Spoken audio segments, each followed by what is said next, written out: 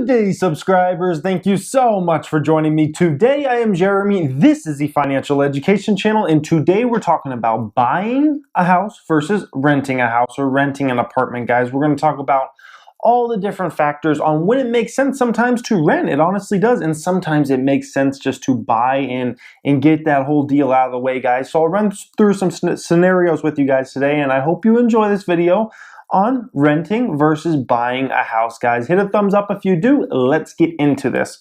So number one, renting an apartment or a house, it makes sense if there's any shot that you might move soon, meaning you might move out of state specifically or move in general, even if it's within your state. If there's any type of possibility, realistic possibility that you could be moving, you don't want to buy a house.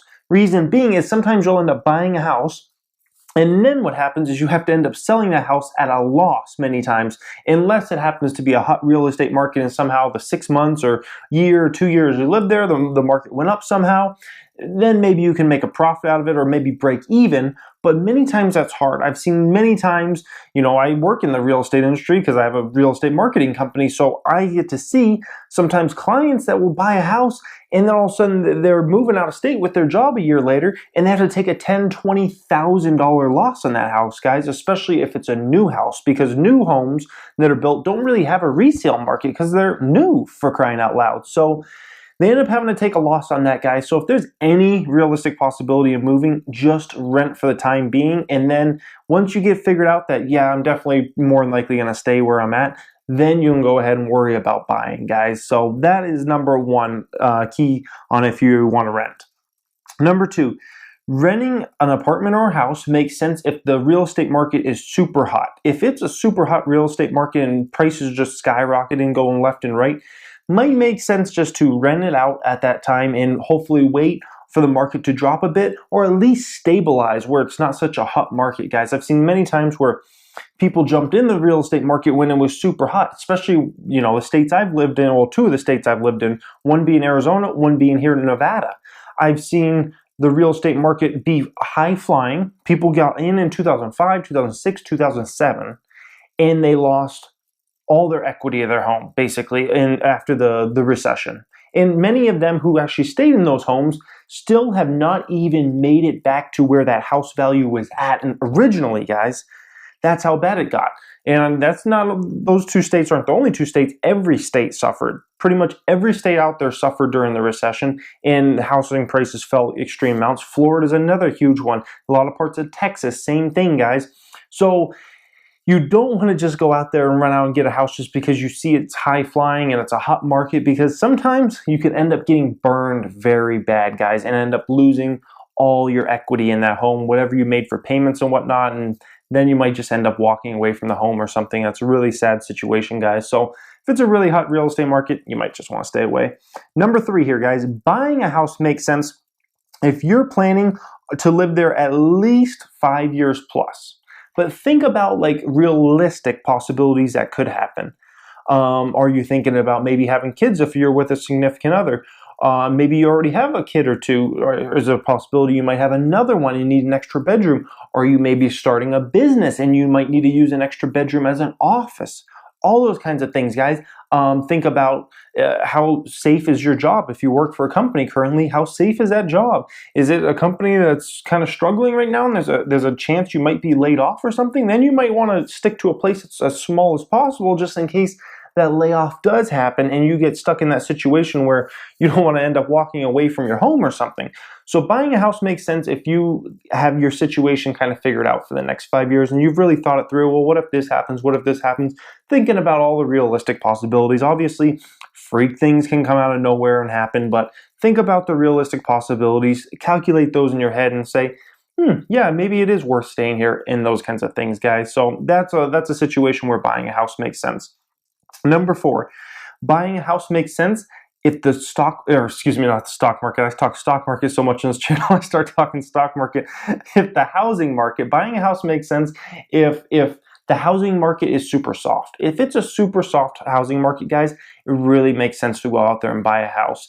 Sometimes it makes sense even if there's a possibility of you moving in that amount of time, or maybe you need to sell, after a couple of years. Sometimes it just makes sense to, if the market's super soft, guys, to go out there and buy. The reason being is that's a perfect opportunity. It's no different than, say, the stock market, falls a ton. It makes sense to start buying stocks.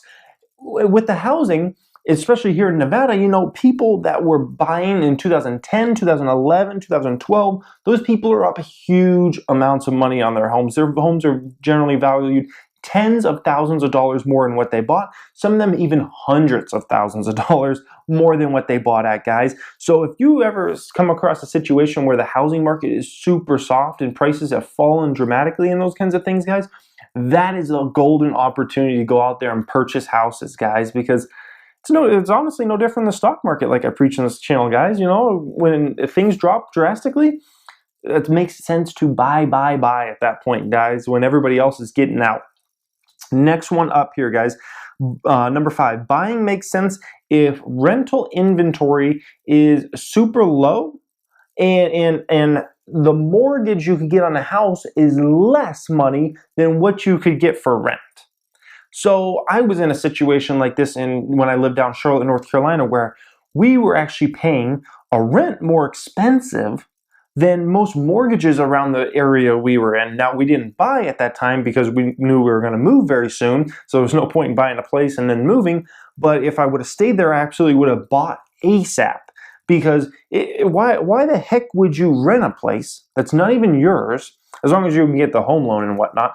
Why would you rent a place if the rent is more money than what an actual mortgage payment would be on that house? Especially if it's $200, $300, $400 difference, guys. At that point, it makes sense just to buy. And sometimes that happens, guys. Rental inventory is just real low in an area. In Charlotte, it was a very fast expanding city. And a lot of people just came out like I did to rent because they didn't know if they were staying there for long. They didn't know the city very well. They didn't know where they want to live. You don't just want to move to a random state clear across the country and you don't even know where you want to buy a house and those kinds of things and make that type of financial obligation. So a lot of people just rent, guys. That's what happens sometimes. So if you're in that situation, it probably just makes sense to buy. Now, some tips for you guys if you are planning on buying or renting and those kinds of things, guys. I got some great tips here for you. So one is don't put a huge down payment on a home. Don't put a 40, 50, 60% down payment on a home, guys. That makes no sense. Take out the mortgage. The rates are so insanely low to get a mortgage. It's unbelievable, guys. The other big factor is if you ever come across a hairy financial situation, maybe the housing market drops drastically, you can always walk away from that house a lot easier than if you put a huge down payment on it. Because if you put a huge down payment on it, you don't want to walk away from that home at that point. If you got a 40, 50, 60% down payment on that house, guys. So whenever you go to buy a house, you want to put as little money down as possible. And then if you want to down the road, if a year from now, 2 years from now, if you want to make a huge lump sum payment of say $30,000 toward the loan to, bring that off, you can do that at that point. You don't need to do it right that day you sign the papers and whatnot and get that home. So that's kind of like an old school philosophy. Oh, make a big down payment on your home. No, you can always make that huge payment a year from now, 2 years from now. You don't need to rush into it, guys. And especially, imagine people that rushed into it, before the recession, 2005, 2006, 2007, and those super hot real estate markets. Imagine the people that put huge down payments and they saw the value of their house drop 50%. Imagine how bad those people felt. Maybe you're one of them. I hope you're not watching this, but it's real, guys, and it's something that happens. So don't rush out there and put a huge down payment on a home.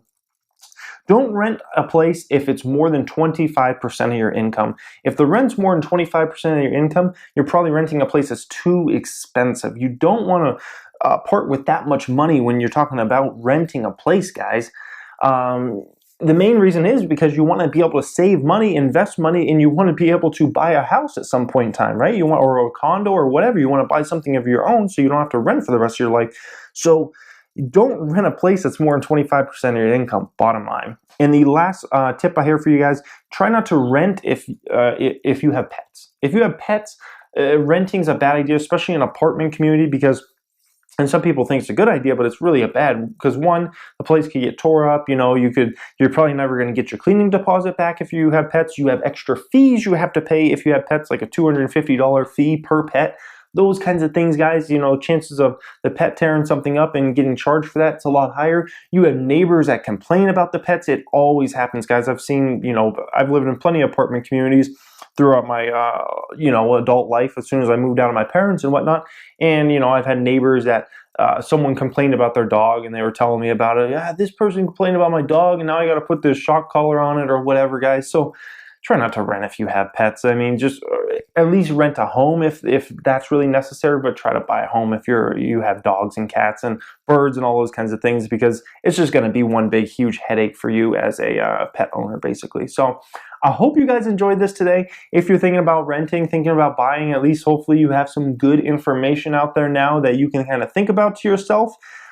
Thank you so much for watching, guys. If you just came across this channel and you're not subscribed yet, you may want to. We talk personal finance on the channel like we did today.